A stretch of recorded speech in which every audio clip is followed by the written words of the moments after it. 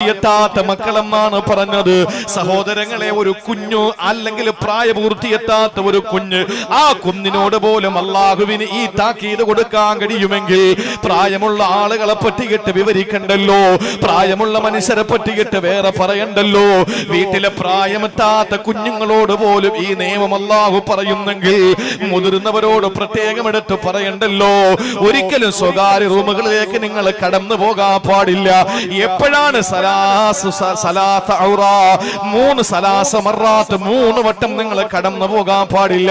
3 സമയങ്ങളിൽ നിങ്ങൾ അനുവാദം ചോദിക്കാതെ കടന്നു പോകാൻ പാടില്ല. വീട്ടിനകത്ത് നിൽക്കുന്ന കഥയാണ് ഈ പറഞ്ഞത്. നേരത്തെ പറഞ്ഞത് വീട്ടിന്റെ പുറത്ത് നിന്നകത്തേക്ക് വരുന്ന കഥയാ. ഈ പറയുന്നത് ഖുർആനിന്റെ നിയമം വീട്ടിനകത്ത് താമസിക്കുമ്പോ നമ്മൾ ചെയ്യേണ്ട കാര്യമാണ്. അള്ളാഹു പറഞ്ഞ 3 സമയമേതാണ്? മിൻ ഖബ്ലി സ്വലാത്തിൽ ഫജ്രി, സുബ്ഹി നമസ്കാരത്തിന് മുമ്പാണ് ഒന്ന്. കാരണം അറിയുമല്ലോ, വിശദീകരിക്കാം. രണ്ടാമത് അല്ലാഹു പറഞ്ഞത് വഹീന തലഊന സിയാബകും മിനൽ ലഹീറ, ഉച്ച സമയത്ത് നിങ്ങളുടെ വസ്ത്രം നിങ്ങൾ മാറ്റി വെക്കുന്ന സമയത്താ. മൂന്നാമത്തേത് വമിൻ ബഅദി സലാത്തിൽ ഇശാ, ഇശാ നമസ്കാരത്തിന് ശേഷമാണ്. കാരണം എന്താണ്? സലാസു ഔറാത്തിൽ ലക്കു, ഈ 3 സമയവും നിങ്ങളുടെ പ്രത്യേക പ്രൈവസിയുടെ ടൈമാ. ഈ 3 സമയവും നിങ്ങളുടെ സ്വകാര്യ നിമിഷങ്ങളാണ്. എന്നിട്ട് അല്ലാഹു പറയുകയാണ്, ലൈസ അലൈക്കും വലാ അലൈഹിം ജുനാഹുൻ ബഅദഹുൻ, ഈ 3 അല്ലാത്ത സമയം നിങ്ങൾക്ക് ഏത് സമയവും നിങ്ങൾക്ക് പോകാം, അനുവാദം ചോദിക്കണ്ട.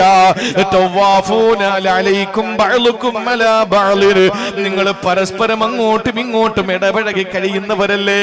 ഒരു വീട്ടിലല്ലേ നിങ്ങളുള്ളത്? 4 മതിൽക്കെട്ടിന്റെ 4 ചുമരിന്റെ ഉള്ളിലല്ലേ, ഒരു മേൽക്കൂരയുടെ താഴെയല്ലേ നിങ്ങൾ താമസിക്കുന്നത്. അതുകൊണ്ട് നിങ്ങൾക്ക് ഈ 3 സമയമല്ലാത്ത സമയങ്ങളിൽ അനുവാദം ചോദിക്കേണ്ട കാര്യമില്ല. കാരണം നിങ്ങൾ ആ അല്ലാത്ത സമയങ്ങളിൽ കൂട്ടി ഉരുമി മുട്ടി ഉരുമിയല്ലേ നടക്കുന്നത്. മകന്റെ മകളെയും മകളുടെ മകളെയും അതുപോലെ മകന്റെ ഭാര്യയും മകളുടെ കെട്ടിയോര് ആ വീട്ടിൽ പരസ്പരം കൂട്ടി ഉരുമി നടക്കുമ്പോ ഒരിക്കലും നിങ്ങൾക്ക് അനുവാദം വേണ്ട. പക്ഷെ 3 സമയങ്ങൾ നിങ്ങൾ ശ്രദ്ധിക്കണേ എന്ന്. സ്വകാര്യ നിമിഷങ്ങൾ 3 സമയമാണെന്ന്. സ്വകാര്യ നിമിഷങ്ങൾ അല്ലെങ്കിൽ നിങ്ങളുടെ പ്രധാനപ്പെട്ട പ്രൈവസി നിങ്ങൾക്ക് 3 സമയമാണ് എന്ന് അള്ളാഹുവിന്റെ പരിശുദ്ധ ഖുർആൻ പറഞ്ഞതിൽ ഒന്നാമത്തേതാണ് മിൻ ഖബ്ലി സ്വലാത്തിൽ ഫജ്രി, ഒന്ന് സൂര്യോദയത്തിന് മുമ്പാണ്, അതല്ലെങ്കിൽ സുബ്ഹിക്ക് മുമ്പാണ്. ഒന്നാമത്തെ സമയം സുബ്ഹിക്ക് മുമ്പ്. കാരണം രാത്രി കിടക്കുന്ന ആ സമയം ചിലര് നൈറ്റ് ഡ്രസ് ഇട്ട്, ചിലര് രാത്രി പ്രത്യേകം ഇടാൻ തയ്യാറാക്കിയ വസ്ത്രമിട്ട് അവര് കിടക്കും. ആ സ്വകാര്യ റൂമിലേക്ക് അവരുടെ അനുവാദമില്ലാതെ കയറി പോകരുത്. നിങ്ങളൊരു വീട്ടിൽ കിടന്നുറങ്ങിയവരാണ്, പക്ഷേ അത് മറ്റൊരു റൂമാണ്. ആ മുറിയിലേക്ക് കയറി പോകുമ്പോ സുബ്ഹിക്ക് മുമ്പാണെങ്കിൽ നിങ്ങൾ അനുവാദം ചോദിക്കണം. കാരണം എന്താണ്? അവര് കിടക്കുന്നത് ഏത് വസ്ത്രത്തിലാന്ന് പറയാൻ കഴിയില്ല. ഇനി കിടന്നാൽ തന്നെ വസ്ത്രം അവിടെ ശരീരത്തിലുണ്ടോ എന്ന് പറയാൻ കഴിയില്ല. അതുകൊണ്ട് സുബ്ഹിക്ക് മുമ്പ് വിശുദ്ധ ഖുർആൻ പറയാൻ രണ്ടാമത് പെടുന്നറിയോ, വഹീന തലഊന സിയാബകും മിനൽ ലഹീറ, ഉച്ചഭക്ഷണമൊക്കെ കഴിഞ്ഞ് ലഞ്ചൊക്കെ കഴിഞ്ഞിട്ട് ചൂടായതുകൊണ്ട് നിങ്ങൾ നല്ല ഫാനൊക്കെ ഇട്ട് നിങ്ങളൊരു ചെറിയ മുണ്ടുമുടുത്ത് നിങ്ങൾ വീട്ടിൽ കിടക്കും. ആ സമയത്ത് നിങ്ങളുടെ മക്കൾ, നിങ്ങളുടെ വീട്ടിലെ വേലക്കാര്, അതല്ലെങ്കിൽ പ്രായമുള്ള ആളുകൾ അനുവാദം ചോദിക്കാൻ നിങ്ങളുടെ ബെഡ്റൂമിൽ കയറി വരാൻ പാടില്ല. കാരണം ചൂടൊക്കെ ആയതുകൊണ്ട് അല്പം ഡ്രസ്സൊക്കെ ഒന്ന് ചേഞ്ച് ചെയ്ത് നമ്മൾ കിടക്കും. അല്ലെങ്കിൽ നമ്മൾ ഉറങ്ങിപ്പോകാം.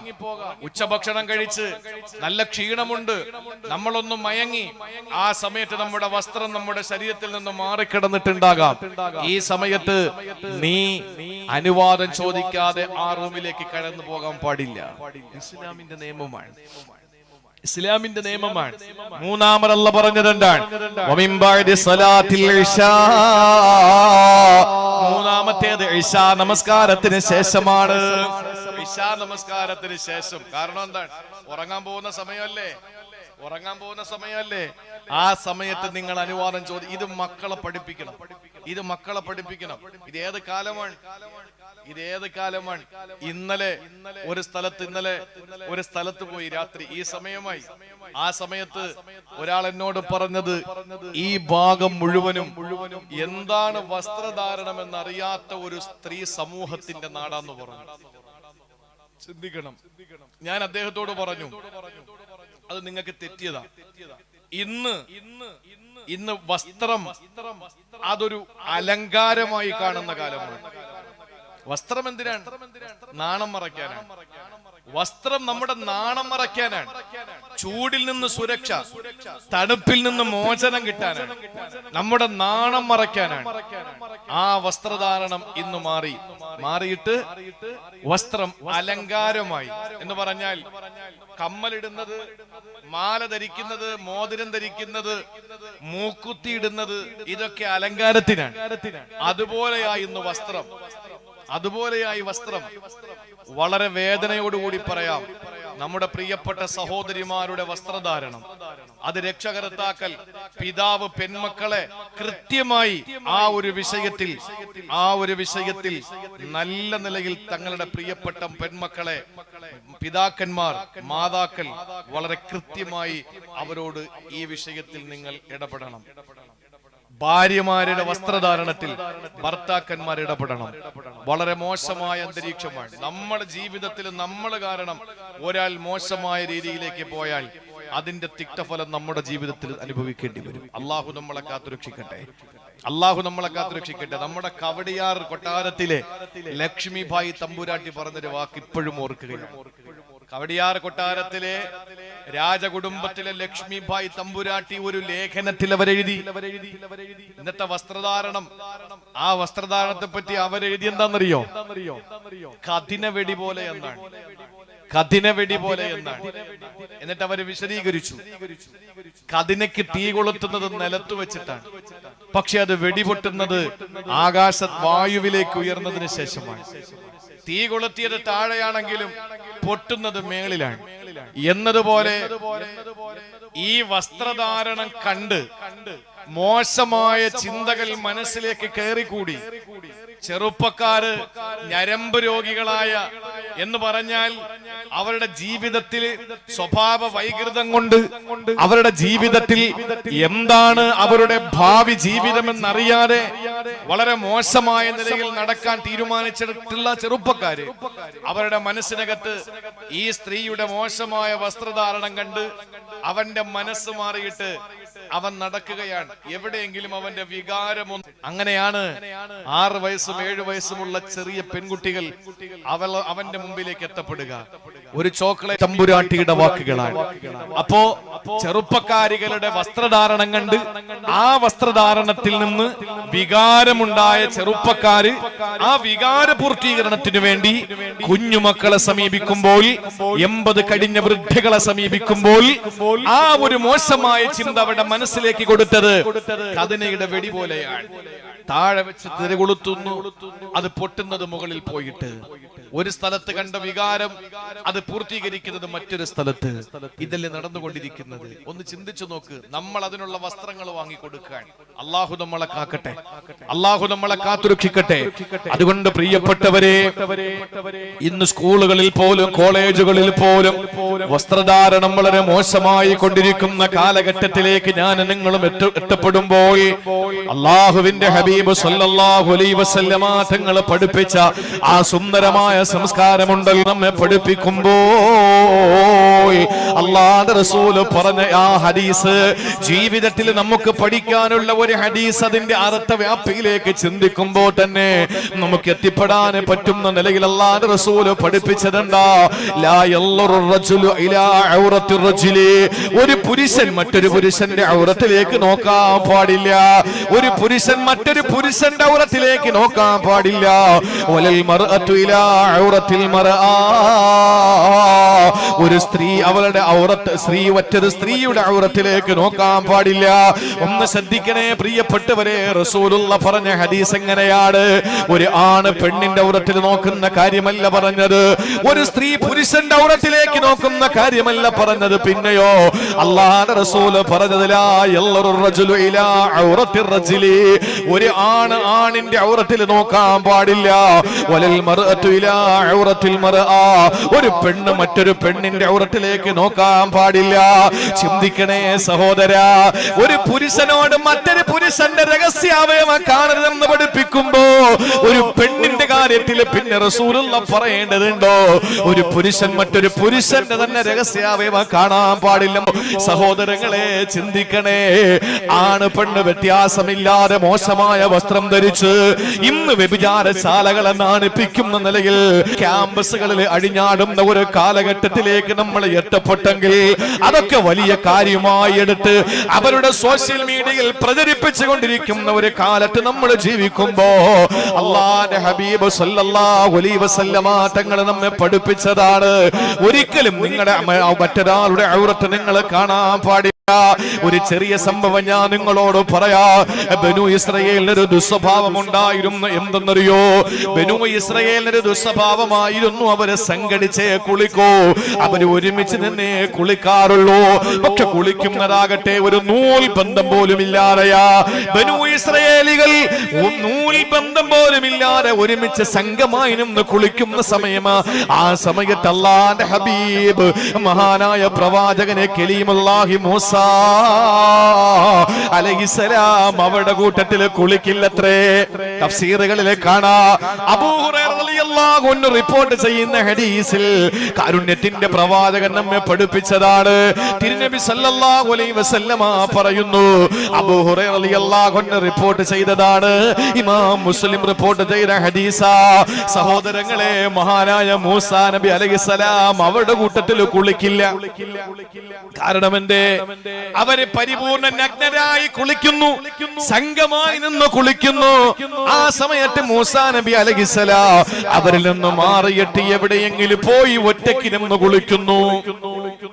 ഒരിക്കലും നഗ്നത വെളിവാക്കുന്നില്ല. അങ്ങനെ ആളുകൾ പറയാൻ തുടങ്ങി, എന്തെന്നറിയോ? മൂസയ്ക്ക് എന്തോ രഹസ്യ രോഗമുണ്ടെന്ന്. മൂസാ നബി പരസ്യമായി നമ്മളോടൊപ്പം തുണിയില്ലാതെ കുളിക്കാത്തത്, ഉടുതുണിയില്ലാതെ കുളിക്കാത്തതിന്റെ കാരണം വേറൊന്നുമല്ല, മൂസയ്ക്ക് എന്തോ അസുഖമുണ്ട്.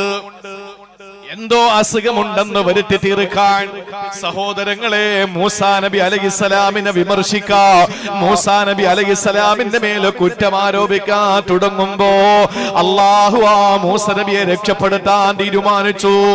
ശ്രദ്ധയോടെ കേൾക്കണേ. എന്താ മൂസാ നബി അലൈഹിസ്സലാമിനെ അല്ലാഹു തആല അങ്ങനെ ഒരു രോഗമില്ലെന്ന് ബനു ഇസ്രായേലിനെ അറിയിച്ചത് എന്തെന്നറിയോ? ഒരു ദിവസം മൂസാ നബി അലൈഹിസ്സലാം കുളിക്കാൻ വേണ്ടി കടവിലിറങ്ങുമ്പോ മൂസാ നബി അലൈഹിസ്സലാമിന്റെ വസ്ത്രം അഴിച്ചൊരു കല്ലിന്റെ പുറത്തു വെച്ചു, ഒരു കല്ലിന്റെ മുകളിൽ വെച്ചു. എന്നിട്ട് കുളിക്കാൻ വേണ്ടി ഇറങ്ങി. സഹോദരങ്ങളെ, ആ കല്ല് തുണിയും കൊണ്ട് ഓടിപ്പോയെന്നാണ്.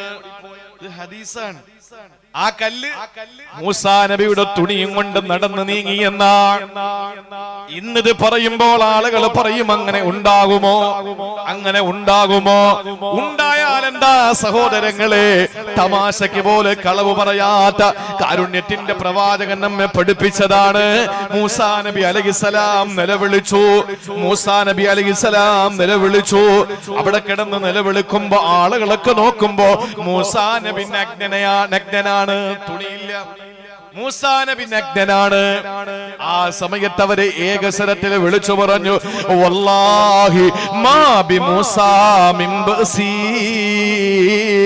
പടച്ചവനാണ്, മൂസാക്ക് ഒരു അസുഖവുമില്ല, മൂസാക്ക് ഒരു അസുഖവുമില്ല.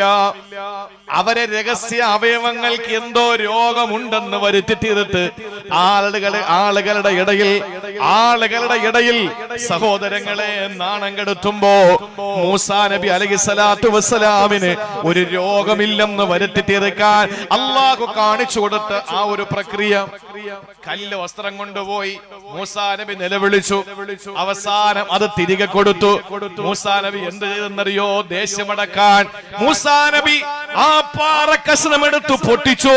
ആ പാറക്കഷണം 7 കഷണങ്ങളായി തെറിച്ചു പോയെന്നാണ്. മൂസാ നബി അലൈഹിസ്സലാമിന്റെ ആ ഔറത്ത്, ആ മൂസാ നബിക്ക് രോഗമില്ലെന്ന് തെളിയിക്കാനാണെങ്കിൽ പോലും അല്ലാഹു തന്റെ ജനതയ്ക്ക് ഒരു സെക്കൻഡെങ്കിലും ഒന്ന് കാണിച്ചു കൊടുത്തല്ലോ. അവിടെയാണ് മുത്തുനബി സല്ലല്ലാഹു അലൈഹി വസല്ലമ തങ്ങൾ, കാരുണ്യത്തിന്റെ പ്രവാചകൻ നബി മുഹമ്മദ് മുസ്തഫ, എന്റെയും നിങ്ങളുടെയും ഹൃദയത്തിന്റെ ജേതാവ് നമ്മുടെ ഹൃദയത്തിന്റെ രാജാവ് കാരുണ്യത്തിന്റെ തിരുദൂതരേ നബി മുഹമ്മദ് മുസ്തഫ സല്ലല്ലാഹു അലൈഹി വസല്ലമ തങ്ങളുടെ ഔറത്ത് ആരെങ്കിലും കണ്ടിട്ടുണ്ടോ? ആരെങ്കിലും കണ്ടിട്ടുണ്ടോ? നിങ്ങൾ ചോദിക്കും ഭാര്യമാരെ കാണാതിരിക്കുമോ? ഭാര്യമാരെ കാണാതിരിക്കുമോ? ലോകത്ത് ഇന്ന് വരെ അഷ്റഫുൽ ഖൽക്കിന്റെ ശരീരത്തിന്റെ ഭാഗം ഒരു മഖ്ലൂക്കും കണ്ടിട്ടില്ല. മൂസാ നബിയുടേത് രോഗമില്ല എന്ന് സമൂഹം തിരിച്ചറിയാനെങ്കിലും ഒരു സെക്കൻഡെങ്കിലും അല്ലാഹ് കാണിച്ചു കൊടുത്തു. പക്ഷെ അള്ളാന്റെ ഹബീബിന്റെതോ? ഞാനിത് പറയുന്നതിൽ ഒരു കാര്യമുണ്ട്, ശ്രദ്ധയോടെ കേട്ടോളി. ഈ വിഷയം ഇത് പറയുന്നതിൽ ഒരു കാര്യമുണ്ട്. ഒരിക്കൽ പോലും ഒരാളും കണ്ടിട്ടില്ല. നിങ്ങളുടെ മനസ്സിലൊരു ചിന്ത വരും, എന്നാ പിന്നെ ഭാര്യമാരെ കാണാതിരിക്കുവോ? ഭാര്യമാരെ കാണാതിരിക്കുവോ? നമ്മൾ എവിടെയാ ഉള്ളത്? ഇത് ഏത് സ്ഥലമാണ്? നമ്മൾ ഏത് സ്ഥലത്തായിരിക്കുന്നത്? ഈ സ്ഥലത്തെ പറ്റിയിട്ട് പുറം നാട്ടുകാര് പറയുന്നത് വിദേശികൾ വന്ന് ഒരു നൂൽബന്ധം പോലും ഇല്ലാതെ നടക്കുന്നു എന്ന് പരിഹാസത്തോടെ കാണുന്ന സ്ഥലം. പക്ഷെ ഇവിടെ തുണിയുടുത്തിരിക്കുന്ന വിശ്വാസികൾ, ഇവിടെ മാന്യമായി വസ്ത്രം ധരിച്ച് നടക്കുന്ന ഇവിടുത്തെ നല്ല ആളുകൾ, അവരെ സമൂഹം കാണുന്നില്ല. അതാ നമ്മൾ മനസ്സിലാക്കാനുള്ളത്. എവിടാണ് വാള്? അതിന്ന് കോവളത്താണെന്ന് പറയുമ്പോ ആളുകളുടെ മുഖത്ത് പരിഹാസത്തിന്റെ നിഴൽ. എന്താണെന്നറിയോ? കോവളം എന്ന് പറയുന്നത് വിദേശികൾ കടന്നു വന്നൊരു നൂൽബന്ധമില്ലാതെ നടക്കുന്നു എന്ന് പറഞ്ഞിട്ട് ആക്ഷേപിക്കുന്നു. പക്ഷെ വിദേശികൾ വന്നോട്ടെ, പക്ഷെ ഇവിടെ ഒരു സമൂഹം, ഇവിടുത്തെ ജനതതി മാന്യമായി വസ്ത്രം ധരിച്ച് നടക്കുന്ന ഒരു സമൂഹത്തെ കാണാൻ കണ്ണില്ല. അതാ ഞാൻ പറഞ്ഞത്. മൂസാ നബി അലൈഹിസ്സലാം ആളുകളുടെ ഇടയിൽ ഇറങ്ങി നിന്ന് പരസ്യമായിട്ട് നഗ്നത വെളിവാക്കി കുളിക്കാൻ തയ്യാറാകാതെ വന്നപ്പോ മൂസാ നബിക്ക് എന്തോ മനുഷ്യ സഹജമായി ഉണ്ടാകുന്ന രോഗമുണ്ട് എന്ന് പറഞ്ഞ് പരിഹസിച്ചു. അങ്ങനെ ഒരു രോഗമില്ല എന്ന് കാണിച്ചു കൊടുക്കേണ്ട ബാധ്യത അള്ളാഹുവിനുണ്ട്. അതുകൊണ്ട് അഴിച്ചു വെച്ച തുണിയും കൊണ്ട് കല്ല് നടന്നു നീങ്ങി തിരിച്ചു കൊണ്ട് കൊടുത്തു. നിലവിളിച്ചപ്പോ ആളുകൾ മുഴുവനും കണ്ടിട്ട് പറഞ്ഞു, വല്ലാഹി മാ ബി മൂസാ മിൻ ബഅസ്, മൂസാക്ക് ഒരു കുഴപ്പമില്ല, പടച്ചോന് ഒരു കുഴപ്പമില്ല എന്ന് പറഞ്ഞു. പക്ഷെ അള്ളാന്റെ ഹബീബിന് ജീവിതത്തിൽ ഒരു സെക്കൻഡ് പോലും ഔറത്ത് ലോകത്താരും കണ്ടിട്ടില്ല. ഭാര്യമാര് കാണാതിരിക്കുമോ ഭർത്താവിന്റെ നഗ്നത? ഭർത്താക്കന്മാരെ കാണാതിരിക്കുമോ ഭാര്യമാരുടെ നഗ്നത? അല്ലേ? എന്ന ആയിഷ ബീവി പറയട്ടെ, ഏറ്റവും നല്ല കുടുംബ ജീവിതത്തിന്റെ മഹിതമായ മാതൃക ലോകത്തിന് പഠിപ്പിച്ചു തന്ന സയ്യിദത്തുന ബീവി ആയിഷത്തുൽ തുഹ്റ റളിയല്ലാഹു തആല അൻഹ, അവര് പറയട്ടെ എന്തായിരുന്നു റസൂലുള്ളാഹിന്റെ ശൈലി? ആയിഷ ബീവി പറയുകയാണ്, മാ റഅയ്തു മിൻഹു വമാ റആ മിന്നി, എന്റെ ഔറത്ത് റസൂലുള്ള കണ്ടിട്ടില്ല, എന്റെ ഔറത്ത് എന്റെ റസൂലുള്ള കണ്ടിട്ടില്ല. ആയിഷ ബീവിയുടെ മടിത്തട്ടിൽ തല ചാച്ചു വെച്ച്, ആയിഷ റളിയല്ലാഹു തആല അൻഹയുടെ തൊടയിലേക്ക് തല ചാച്ചു വെച്ച് കാരുണ്യത്തിന്റെ പ്രവാചകന് ചൂടുകൊണ്ടെന്ന് ഹദീസ് പറയുമ്പോ ഒരു പാത്രത്തിൽ നിന്ന് ഒരുമിച്ച് കുളിച്ചിട്ടുണ്ടെന്ന് ആയിഷ ബീവി വേറെ ഒരൊറ്റ ഭാര്യമാർക്കില്ലാത്ത 10 പ്രത്യേകതകൾ ആയിഷ ബീവിക്കുണ്ട്. അത് പറയാൻ നമുക്ക് സമയമില്ല. അതിൽ ഒരെണ്ണമാണ് ഞാനും എന്റെ റസൂലും തമ്മിൽ ഒരൊറ്റ പാത്രത്തിൽ കുളിച്ചിട്ടുണ്ട്. അല്ലാഹു അക്ബർ! എന്തൊരു ഭാഗ്യമാണ് ആയിഷ ബീവിക്ക് കിട്ടിയത്. ജിബ്രീലിനെ കെട്ടിപ്പിടിച്ച് അല്ലാഹനെ കണ്ട ശരീരത്തോടൊപ്പം ഒരു പാത്രത്തിൽ നിന്ന് കുളിച്ചിട്ടുണ്ട് ഞാനും എന്റെ റസൂലും എന്ന് പറയുമ്പോ ആയിഷ ബീവി അത്രയും അവരുടെ കുടുംബ ജീവിതത്തിന്റെ ഊഷ്മളതയെ വിശദീകരിക്കുമ്പോ, അവരുടെ രഹസ്യ ജീവിതത്തെ, അവരുടെ മണിയറ രഹസ്യങ്ങൾ പറയുമ്പോ ആയിഷ ബീവി പറഞ്ഞത് എന്താണ്? മാ റഅയ്തു മിൻഹു വമാ റആ മിന്നി, ഞാൻ എന്റെ റസൂലുള്ളാഹിന്റെ ഔറത്ത് കണ്ടിട്ടില്ല, എന്റെ റസൂൽ എന്റെ ഔറത്തും കണ്ടിട്ടില്ല. പിന്നെങ്ങനെയാണ്? ആയിഷ ബീവി കണ്ടിട്ടില്ലെന്ന് പറഞ്ഞു, മറ്റ് ഭാര്യമാരും കണ്ടിട്ടില്ല. അപ്പൊ നിങ്ങൾ ചിന്തിക്കുക, എന്നാ പിന്നെ മുസ്ലിമാണല്ലോ, മുസ്ലിമിനൊരു ഒരു ചര്യണ്ടല്ലോ. ചെറിയ പ്രായത്തിൽ സുന്നത്ത് കർമ്മം നിർവഹിക്കുമല്ലോ. അപ്പോൾ പിന്നെ കാണാതെ ഇങ്ങനെ മാറി ഇരുന്നിട്ട് തല തിരിച്ചു വെച്ചിട്ട് ചെയ്യാൻ പറ്റൂലല്ലോ. തല തിരിച്ചു വെച്ചിട്ട് വയറ്റിൽ വെച്ച് അല്ലാഹു തആല അത്ഭുതകരമായി ചെയ്തുകൊണ്ട് പുറത്തേക്ക് കൊണ്ടുവന്നു. സുറുമ വരച്ചവരായ നിലയിലാണ് അല്ലാഹുവിന്റെ റസൂലിനെ കൊണ്ടുവന്നത്. ഇതെവിടെയുണ്ടെന്നറിയോ? ഖദ് ജാഅ ഫിൽ ഖബരി സഹീഹിൽ മുസ്ലിം. വളരെ വ്യക്തമായ സഹീഹായ ഹദീസുകളിൽ ഇത് കാണാമെന്ന്. എന്റെ പ്രിയപ്പെട്ടവരെ, നമ്മൾ പാടുന്ന ഒരു ബൈത്തല്ലേ ഇത്? ജീവിതത്തിൽ അല്ലാഹുവിന്റെ ഹബീബിന്റെ ശരീരത്തിന്റെ ഭാഗങ്ങൾ ആരും കണ്ടിട്ടില്ല. എന്തുകൊണ്ടെന്നറിയോ? ഒരു പുരുഷൻ മറ്റൊരു പുരുഷന്റെയും ഒരു സ്ത്രീ മറ്റൊരു സ്ത്രീയുടെയും ഔറത്ത് കാണാൻ പാടില്ല. ഇത് പറയുന്ന പ്രവാചകനും കാണാൻ പാടില്ല. ഇത് പറയുന്ന പ്രവാചകന്റെ ദുമാനം കാണാൻ പാടില്ല. അതാണ് അല്ലാഹുവിന്റെ അഷ്റഫുൽ ഖൽഖ്, അതാണ് അല്ലാഹുവിന്റെ ഹബീബ്. പ്രിയപ്പെട്ട സഹോദരങ്ങളെ, അതുകൊണ്ട് ജീവിതത്തിൽ നമ്മൾ പാലിക്കേണ്ട ബാധ്യതയാണ് വീട്ടിലെ സ്വകാര്യ നിമിഷങ്ങളിൽ സുബഹിക്ക് മുമ്പും ഉച്ച സമയത്തും ഇശാക്ക് ശേഷവും ഒരാൾ പോലും അനുവാദം ചോദിക്കാറില്ല. മഹാനായ മിസ്വർ ബിൻ മഖ്റമ റളിയല്ലാഹു തആല അൻഹു അദ്ദേഹം പറയുകയാണ്, ഞാൻ ചുമടെടുത്ത് വരികയാണ്. ജീവിതത്തിൽ നമ്മൾ ഏതെങ്കിലും ഒരു പ്രതിസന്ധി ഘട്ടത്തിലായാൽ പോലും മനുഷ്യന്റെ നഗ്നത വെളിവാകാൻ പാടില്ലെന്നുള്ള ഏറ്റവും വലിയ തെളിവാണിത്. മിസ്വർ ബിൻ മഖ്റമ റളിയല്ലാഹു തആല അൻഹു പറയുകയാണ്, ഞാൻ തലയിലെ കല്ല് ചുമന്നു, ഭാരമുള്ളൊരു കല്ലാണ്.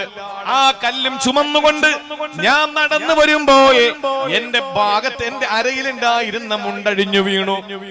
സ്വാഭാവികമായി സംഭവിക്കാം. ഞാൻ തലയിൽ കല്ല് ചുമക്കുകയാണ്, ആ സമയത്ത് എന്റെ അരയിലുണ്ടായിരുന്ന മുണ്ടഴിഞ്ഞു വീണുപോയി. എനിക്കിത് താഴെ വെക്കാതെ മുണ്ടെടുക്കാൻ പറ്റില്ല.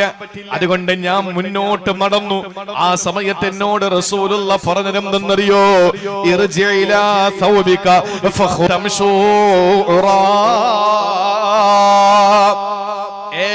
മിസ്വറെ ചെല്ല്, ആ തുണി എടുത്തൊടുക്ക്, നീ നടക്കുമ്പോ നഗ്നനായിട്ട് നടക്കരുത് എന്ന് പറഞ്ഞ് എന്റെ ജീവിതത്തിൽ ഏറ്റവും വലിയ ഒരു ദിശാബോധം നൽകി എന്റെ പ്രിയപ്പെട്ട പ്രവാചകന്. പ്രതിസന്ധിയുടെ സമയത്ത് പോലും എന്നെ ഔറത്ത് മറയ്ക്കാൻ പഠിപ്പിച്ച എന്റെ പ്രവാചകൻ. അതാണ് ഇസ്ലാമിന്റെ സംസ്കാരം.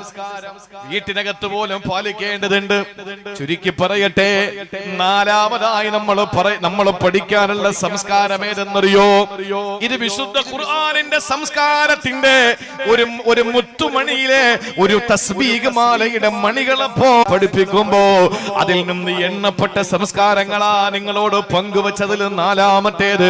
അല്ലാഹ് പറയുകയാണ് വിശുദ്ധ ഖുർആൻ, ഫംദശിറൂ വലാ മുസ്തഗ്നിസി. നാലാമതായി നമ്മൾ ശ്രദ്ധിക്കാനുള്ളത്, അള്ളാഹുവിന്റെ ഹബീബ് വിശുദ്ധ ഖുർആൻ ഓതിയിട്ട് നമ്മോട് നിങ്ങളെ ഒരു വീട്ടിലേക്ക് വിളിച്ചാൽ ഒന്ന് വരണേ ഉസ്താദേ, നിങ്ങൾ വീട്ടിൽ വരണേ എന്ന് പറഞ്ഞു.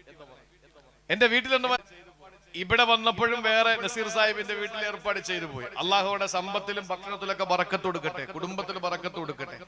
അപ്പൊ നമുക്ക് ഒന്ന് വീട്ടിലൊന്ന് കയറിയിട്ട് ഒന്ന് ഭക്ഷണം കഴിച്ചല്ലെങ്കിൽ ഒരു ഗ്ലാസ് വെള്ളം കുടിച്ചു പോകുന്നത് സന്തോഷമായി കാണുന്നതാണ്. അപ്പൊ എനിക്ക് പരിചയമുള്ള പല ആളുകളും എന്റെ വീട്ടിൽ വന്നിട്ടുള്ളവരാണ്.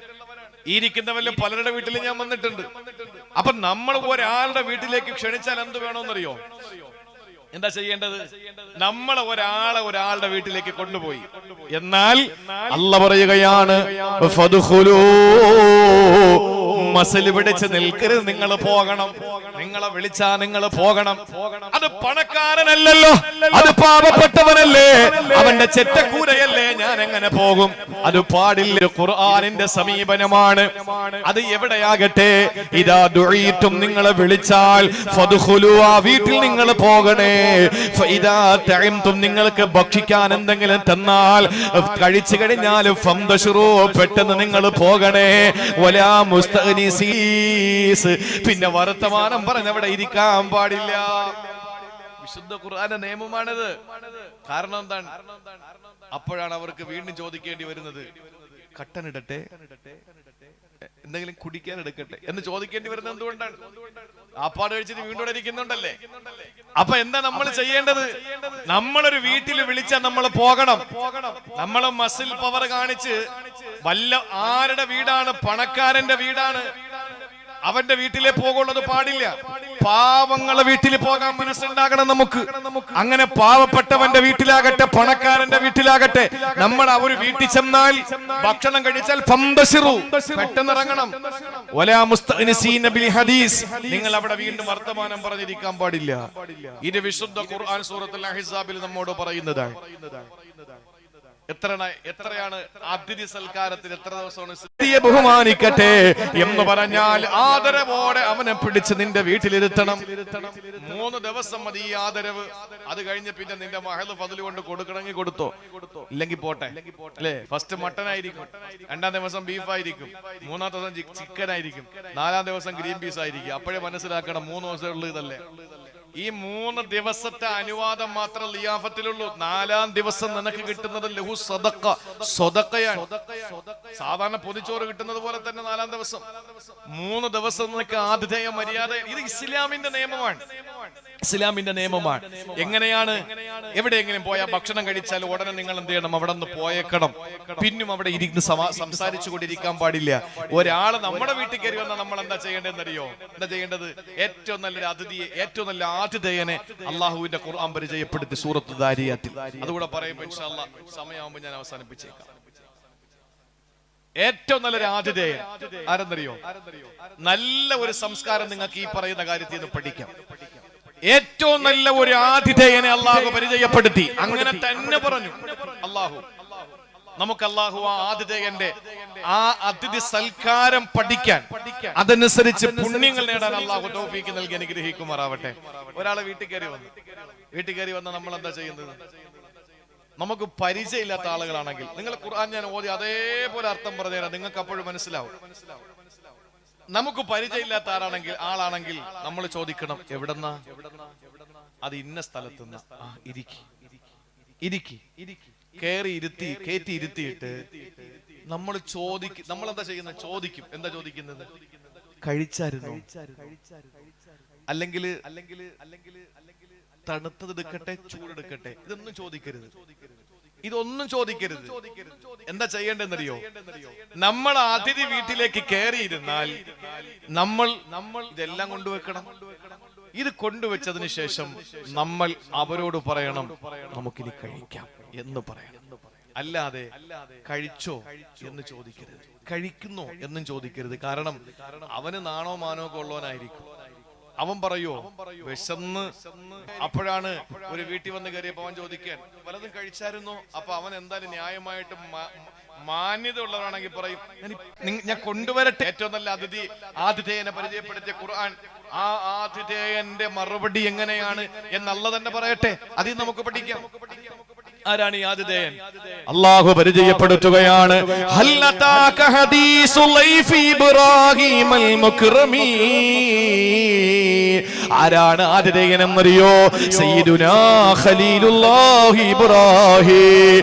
എല്ലാ ചര്യയുടെയും മഹതായ മാതൃക ലോകത്തിന് പഠിപ്പിച്ചു കൊടുത്ത മനുഷ്യനാഗരികതയുടെ പ്രപിതാമകൻ സയ്യിദുനാ ഖലീലുല്ലാഹി ഇബ്രാഹിം. മുഴുവനും സയ്യിദുനാ ഇബ്രാഹിം അലൈഹിസ്സലാം അള്ളാഹുവിന്റെ പ്രവാചകന് ഖലീലുല്ലാഹി ഇബ്രാഹിം തങ്ങളെ ആതിഥേയന്. ആരാണ് അതിഥികളെന്നറിയോ? മുക്രമീൻ. അവര് ബഹുമാനിക്കപ്പെടേണ്ടവരായിരുന്നു, ആദരിക്കപ്പെടേണ്ടവരായിരുന്നു. അങ്ങനെ അതിഥികളായി കടന്നു വന്ന ബഹുമാനപ്പെട്ട ആളുകളുണ്ടല്ലോ, അവരാരാണ്? മനുഷ്യരായിരുന്നില്ല, മലായിക്കത്തുകളായിരുന്നു. ഇബ്രാഹിം നബിയിലൂടെ ലോകത്തിന് അതിഥി സൽക്കാരം എങ്ങനെയെന്ന് പറഞ്ഞു കൊടുക്കുകയാ സൂറത്ത് ദാരിയാത്തിൽ അല്ലാഹു പഠിപ്പിച്ചതാണ്. 27ാമത്തെ ആയത്തിലൂടെ അല്ലാഹുവിന്റെ ഖുർആൻ പറയുന്നു ഹല്ലതാക ഹദീസുൽ ലൈഫി ഇബ്രാഹിമൽ മുക്രമീ. ബഹുമാനപ്പെട്ട ഇബ്രാഹിം നബിയുടെ ആദരിക്കപ്പെടേണ്ട അതിഥികളെ പറ്റി നിങ്ങൾക്ക് പറഞ്ഞു തരട്ടെയോ നബിയേ? ഇദ്ഖലൂ അലൈഹി. അവർ കയറി വന്നു, അതിഥികൾ കയറി വന്നു. ഖാലൂ സലാമാ. അവര് വന്നടനെ പറഞ്ഞത് അസ്സലാമു അലൈക്കും എന്നാ. അപ്പൊ അതിഥി സൽക്കാരത്തിലേക്ക് നമ്മൾ കടന്നു പോകുമ്പോ നമ്മൾ പറയാനുള്ളത് അസ്സലാമു അലൈക്കും എന്ന് പറഞ്ഞു കയറുക. എന്നിട്ട് അല്ലാഹു പറയുകയാണ് ഖാല സലാം. ഇബ്രാഹിം നബി തിരിച്ചു മറുപടി പറഞ്ഞു സലാം എന്ന് പറഞ്ഞാൽ വീട്ടുകാരൻ സലാം മടക്കണം. എന്നിട്ടോ വന്നവരെ അറിയാത്ത അവസ്ഥയാണെങ്കിൽ, ഈ അതിഥിയായി കടന്നു വരുന്നവരെ ആതിഥേയൻ അറിയില്ലെങ്കിൽ, അവിടെയാണ് അള്ളാന്റെ ഖുർആന്റെ ഇടപെടൽ വരുന്നത്. ഇബ്രാഹിം നബി അലൈഹിസ്സലാം പറഞ്ഞതെന്താണ്? ഖൗമും മുൻകറൂ, പരിചയമില്ലല്ലോ നിങ്ങളെ പരിചയമില്ലല്ലോ. ആരാ നിങ്ങൾ? ആരാണെന്നൊന്ന് പറയൂ. അവര് പറഞ്ഞു ഞങ്ങൾ പറയാമെന്ന് പറഞ്ഞ് അകത്ത് കയറിയിരുന്നു. അപ്പൊ രണ്ടാമതായി നമ്മൾ ചെയ്യേണ്ടത് എന്താണ്? ഒന്ന് സലാം മടക്കിയിട്ട് കേറ്റുക. എന്നിട്ട് പരിചയമില്ലാത്തവരാണെങ്കിൽ അവരാരാണെന്ന് ചോദിച്ചു മനസ്സിലാക്കുക. എന്നിട്ട് ഇബ്രാഹിം നബി ചെയ്തതെന്തെന്നറിയോ? അവരോട് ചോദിച്ചില്ല നിങ്ങൾ വല്ലതും കഴിച്ചോ എന്ന്, അല്ലെങ്കിൽ വല്ലതും കഴിക്കുന്നോ എന്ന് ചോദിച്ചില്ല. ഇബ്രാഹിം നബി ചെയ്തതെന്തെന്നറിയോ? ഫറാഗ ഇലാ അഹ്ലിഹി ഫജാഅ ബിഇജ്ലിൻ സമീൻ. ഇബ്രാഹിം നബി അകത്തേക്ക് കടന്നുപോയി നല്ല ആട്ടിൻകുട്ടിയെ അറുത്തിട്ട് അതിന്റെ ഇറച്ചി പാകം ചെയ്ത് കൊണ്ടുവന്നു. ഇബ്രാഹിം നബി അലൈഹിസ്സലാം അകത്തേക്ക് പോയിട്ട് നല്ല ഒന്നാന്തര ഇറച്ചി കൊണ്ടുവന്നു. എന്നിട്ടോ ഫഖറബഹു ഇലൈഹി, അവരിയ്ക്കുന്ന സ്ഥലത്ത് കൊണ്ടുവന്നു വെച്ചു. എന്നിട്ട് അവരോട് പറഞ്ഞതെന്തെന്നറിയോ? ഖാല അലാ തഅകുലൂ, അപ്പൊ തിന്നാമല്ലേ എന്ന് ചോദിച്ച് എത്ര മര്യാദയാണ്, എത്ര സുതാര്യമായ, എത്ര സുസമ്മതമായ, എത്ര സുസജ്ജമായ മര്യാദയാണ് കാണിച്ചതെന്നത്. കഴിച്ചോ എന്ന് ചോദിച്ചില്ല, കഴിക്കുന്നോ എന്നും ചോദിച്ചില്ല. അകത്തേക്ക് പോയിട്ട് അവിടെ നിന്ന് കുറച്ച് നല്ല ഒന്നാന്തരം ഇറച്ചി കൊണ്ടുവച്ചിട്ട് ഇബ്രാഹിം നബി ചോദിക്കുകയാണ്, ഖാല അലാ തഅകുലൂൻ, തിന്നുന്നില്ലേ? കഴിക്കാം എന്ന് പറഞ്ഞിട്ട് ഇബ്രാഹിം നബി അലൈഹിസ്സലാം അവരുടെ മുന്നിൽ ഭക്ഷണം കൊണ്ടുവച്ചു. അപ്പൊ അവര് തിന്നുന്നില്ല. അത് നമ്മുടെ വിഷയവുമായി ബന്ധപ്പെട്ടതല്ല. തിന്നാതെ വന്നപ്പോ ഇബ്രാഹിം നബിയുടെ മനസ്സിൽ പേടിയായി, ഇനി ഇതാരടാപ്പ? അപ്പൊ അവര് പറഞ്ഞു, ഞങ്ങള് ദൂതന്മാരാ, ഞങ്ങള് മലായിക്കത്തുകളാ. എങ്ങോട്ട് പോകുന്നു? ഒരു പ്രവാചകന്റെ സമുദായത്തെ നശിപ്പിക്കാൻ വേണ്ടി പോവുകയാ. അപ്പൊ എന്തിനാ ഇവിടെ ഇറങ്ങിയത്? നിങ്ങൾക്കൊരു മോനെ തരാൻ വേണ്ടിയിട്ടാ. നിങ്ങൾക്ക് ഒരു മോനെ തരാൻ വേണ്ടിയിട്ടാണ്. നിങ്ങൾ ആലോചിച്ച് നോക്കൂ. അപ്പൊ സമ്മാനമായിട്ടാണ് ആര് വന്നത്? നമ്മൾ പോകുമ്പോ 2 കിലോ ഓറഞ്ചോ 3 കിലോ ആപ്പിളോ ഒക്കെ വാങ്ങിക്കൊണ്ട് പോകണം. വെറും കൈയോട് കയറി പോകരുത്. ഒരു വീട്ടിൽ പോകുമ്പോ ഈ ഒരൊറ്റ ആയത്ത് തന്നെ ഒരു ദിവസം നമുക്ക് വഴല് പറയണം. ഒരൊറ്റ ദിവസം നമുക്ക് വഴല് പറയാനുണ്ട്. ഒരു വലിയ സമ്മാനമായിട്ടാണ് വന്നത്. എന്ത് സമ്മാനം? ഒരു കുഞ്ഞുവാവയെ ഇബ്രാഹിം നബിക്ക് കൊടുക്കാൻ വേണ്ടി കൊണ്ടുവന്നു. അതിനപ്പുറം ഇബ്രാഹിം നബി വേറെ സമ്മാനങ്ങൾ ആഗ്രഹിക്കുന്നുണ്ടോ? ഇപ്പോ ഇല്ല. ഇബ്രാഹിം നബിക്ക് എന്താണോ ആഗ്രഹം, അഥവാ നമ്മൾ പോകുന്ന വീട്ടിൽ എന്താണോ കുഞ്ഞുങ്ങൾക്ക് ഇഷ്ടം, അതാണ് വാങ്ങിക്കൊണ്ട് കൊടുക്കേണ്ടത്. അല്ലാതെ അവർക്ക് എന്തായാലും പോകുമ്പോ എന്തെങ്കിലും വാങ്ങണം, എന്നാ പിന്നെ അവറ്റെല്ലാം തിന്നണ്ട, അതുകൊണ്ട് തിന്നാത്ത തന്നെ വാങ്ങിക്കൊണ്ട് കൊടുക്കുക. അങ്ങനെയുള്ള വക്രബുദ്ധി നമുക്ക് പാടില്ല. അവരെന്താണോ ഇഷ്ടപ്പെടുന്നത്, അപ്പൊ കുഞ്ഞുങ്ങളാണെങ്കിൽ കുഞ്ഞുങ്ങൾക്ക് താല്പര്യമുള്ളത് വാങ്ങിക്കൊണ്ട് കൊടുക്കണം. മുതിർന്നവരാണെങ്കിൽ മുതിർന്നവർ ഉപയോഗിക്കുന്ന സാധനം അല്ലെങ്കിൽ ഭക്ഷണം വാങ്ങിക്കൊണ്ട് കൊടുക്കണം. ഏറ്റവും പ്രായമുള്ളവരാണെങ്കിൽ ചിലപ്പോൾ അവർക്ക് മുറുക്കാനോ വീഡിയോ ഒക്കെ ആയിരിക്കും, അത് വാങ്ങിക്കൊണ്ട് കൊടുക്കണം. ഏതാണെങ്കിലും ആവശ്യം എന്താണെന്ന് കണ്ടിട്ട് അത് ചെയ്യാനുള്ള മനസ്സ് നമുക്ക് ഉണ്ടാകണം. പോകുന്നവർക്ക് ചെയ്യേണ്ട ബാധ്യതയാണിത്. വിശദീകരിക്കാൻ സമയമില്ല. അതുകൊണ്ട് ഇബ്രാഹിം നബി അലൈഹിസ്സലാം എന്ന ഏറ്റവും നല്ല ആതിഥേയനെ ഖുർആൻ പരിചയപ്പെടുത്തി. ഇങ്ങനെയാകണം. അതുകൊണ്ട് അല്ലാഹ് പറയുകയാണ്, ഇദാ ദുഈതും, നിങ്ങളെ ആരെങ്കിലും ക്ഷണിച്ചാൽ ഫദ്ഖുലൂ, നിങ്ങൾ പോകണേ.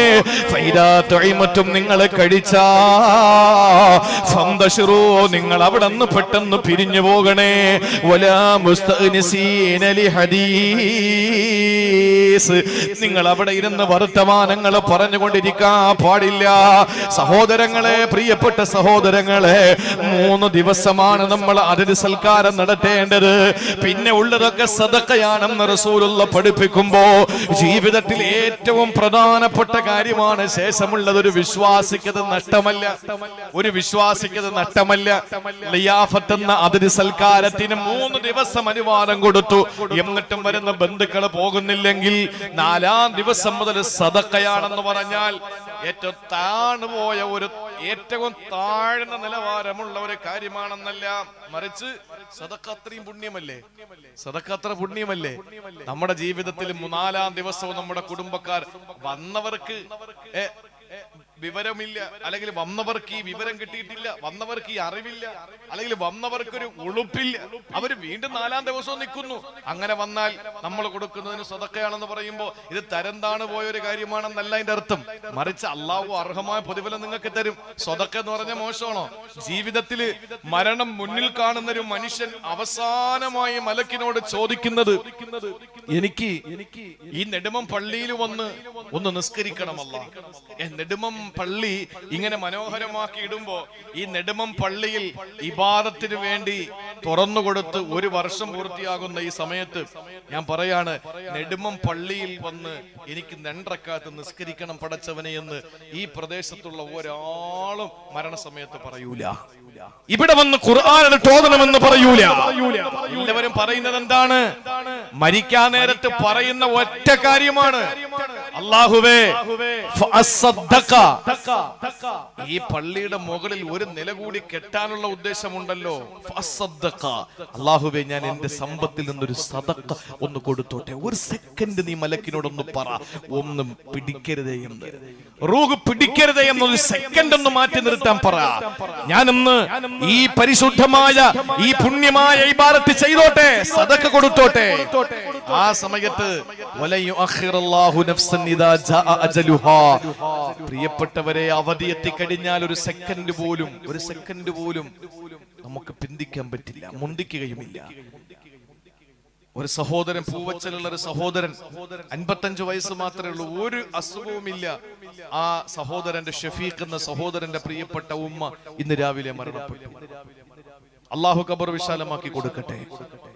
ഇന്നലെ എന്റെ നാട്ടിൽ എന്റെ അയൽവാസിയായ ഒരു മതപണ്ഡിതൻ മരണപ്പെട്ടു. അദ്ദേഹത്തിനും ഒരു അസുഖവുമില്ല, ഒരു മരുന്നും കഴിക്കുന്നില്ല. അദ്ദേഹം രാത്രി കിടന്നുറങ്ങി, 1 മണിക്ക് എഴുന്നേറ്റ് മൂത്രമൊഴിക്കാൻ പോയി, തിരികെ വന്ന് വീണ്ടും കിടന്നു. 1:45 ആകുമ്പോ വിളിക്കുന്നു, അനക്കമില്ല, മരണപ്പെട്ടു. രാവിലെ 10 മണിക്ക് ഖബറിലടക്കി. ഒന്ന് ആലോചിച്ച് നോക്കിയേ, ഒരു മനുഷ്യന്റെ ആയുസ്, അസുഖമൊന്നും വേണ്ട, ഇപ്പൊ ഇതൊന്നും വലിയൊരു കാര്യവുമല്ല. പക്ഷേ 1 സെക്കൻഡ് മുന്തുകയോ പിന്തുകയോ ചെയ്യാത്ത വണ്ണം അള്ളാഹു നമുക്ക് നിശ്ചയിച്ച സമയത്ത് നമ്മൾ മരിക്കും. ആ സമയത്ത് നമുക്ക് എന്തെങ്കിലും കൊടുക്കണമെന്ന് തോന്നിയാൽ ഒരിക്കലും നമുക്കതിന് കഴിയില്ല, ഒരിക്കലും കഴിയില്ല. ഈ കോവിഡ് ഒന്നും നമുക്കൊരു പ്രശ്നമല്ല. ഞാൻ പറയാണ്, കഴിഞ്ഞ വ്യാഴാഴ്ച, ഈ കഴിഞ്ഞതിന് മുമ്പത്തെ വ്യാഴാഴ്ച തൃശൂർ ജില്ലയിലെ ചാമക്കാല എന്ന് പറയുന്ന പ്രദേശത്ത് ഒരു അറബിക് കോളേജ് ഉണ്ട്. ആ അറബിക് കോളേജിൽ അവിടെ പഠിക്കുന്ന മതവിദ്യാർത്ഥികൾക്ക് ഒരു ക്യാൻറ്റീൻ വേണം. അങ്ങനെ ആരെങ്കിലും സഹായിക്കണം, എന്നാലേ ആ ക്യാൻറ്റീൻ സ്ഥലം ഒന്ന് വാങ്ങിയിട്ട് മക്കൾക്ക് ഇരുന്ന് ഭക്ഷണം കഴിക്കാൻ പറ്റൂ. അവിടെ തടിച്ചുകൂടിയ 1000-നടുത്തുള്ള ആളുകൾ, അഥവാ 300 വിദ്യാർത്ഥികൾ തന്നെയുണ്ട്. അവിടെ രക്ഷകർത്താക്കള്, നാട്ടുകാര്, നിബിഡമായ സദസ്. ആ സദസ്സിൽ ഞാൻ ചോദിച്ചു, ആരെങ്കിലും അത് ഏറ്റെടുക്കണം. ഞാൻ ചോദിക്കുന്നത് 1 ലക്ഷം രൂപ വെച്ച് ആർക്കൊക്കെ പറയാൻ പറ്റുമെന്ന് ചോദിച്ചു. ഞാൻ ഈ കോവിഡ് പ്രതിസന്ധിയുടെ രൂക്ഷമായ ഈ രൗദ്രതയിലും ഈ പ്രതിസന്ധി ഘട്ടത്തിലും ആളുകൾ കൈവക്കുകയാണ്. 4 മാസത്തെ അവധിയെ കൊടുത്തിട്ടുള്ളൂ, പെരുന്നാളിന് മുമ്പ് കൊടുക്കണം. 10 ലക്ഷം രൂപ 10 പേര് കൈവക്കി, ഓരോ ലക്ഷം രൂപ വെച്ച് 25,000 വെച്ച് പറഞ്ഞതിന് കണക്കില്ല. അവസാനം പിരിവ് നിർത്തി. 10 മണി വരെ പെർമിഷൻ ഉണ്ട്. അന്നാണ് ആദ്യമായിട്ട് കർഫ്യൂ തുടങ്ങുന്ന ആദ്യ ദിവസമാണ്, ഒരു വ്യാഴാഴ്ച. അങ്ങനെ തന്നെ ആ സമയത്ത് 30-ാം തീയതി ആ സമയത്ത് പിരിവ് മതി എന്ന് പറഞ്ഞു 15 ലക്ഷം രൂപ കളക്ട് ചെയ്തു. നിങ്ങൾ ആലോചിക്കണം, നമ്മളെ സംബന്ധിച്ചിടത്തോളം നമ്മൾ കൊടുക്കുന്ന ഈ സദഖകൾ, അത് മാത്രമാണ് നമ്മുടെ ജീവിതത്തിലെ ബാക്കി പത്രം. ബാക്കിയൊക്കെ നമ്മൾ തിന്ന് ദഹിച്ചു, ധരിച്ചു, ദ്രവിച്ചു, നമ്മൾ എല്ലാം നഷ്ടപ്പെടുത്തി. പക്ഷെ നമുക്ക് ബാക്കിയുള്ളത് അള്ളാഹുവിന്റെ മാർഗത്തിൽ കൊടുക്കുന്നതാണ്. ഈ ഒരു പള്ളി ഉണ്ടെന്ന് വേറെ ഒന്നും വേണ്ട. ഈ വഴിയിൽ ഞാൻ ഇരിക്കുന്നു, ഒരാൾ വാഹനം ഓടിച്ചു വരുന്നു, എന്നോട് ചോദിക്കാണ് കോവളത്ത് പോണത് എങ്ങോട്ടാണ്. ഞാൻ പറയുന്നത് ഇതുവഴി പോവുക എന്ന് പറഞ്ഞ് ഞാൻ വഴി കാണിച്ചു കൊടുത്താൽ അത് സ്വതക്കയാണെന്ന് നബി മുഹമ്മദ് മുസ്തഫ.